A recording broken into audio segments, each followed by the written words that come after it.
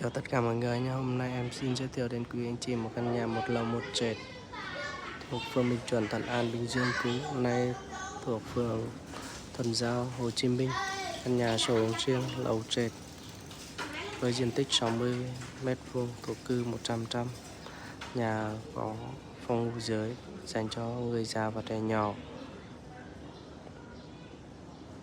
Căn này gia chủ đang bán là 2 tỷ 650 triệu, có thương lượng, có hỗ trợ ngân hàng.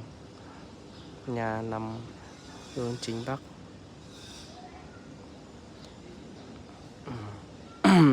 Vâng, sẽ mời anh chị mình lên phía trên căn nhà mình có thêm 2 phòng ngủ. Phòng ngủ thứ hai tiếp đến phòng ngủ thứ ba, có nhà vệ sinh phía trên và có một phòng thờ. Ngoài ra mình còn có một ban công thoáng mát.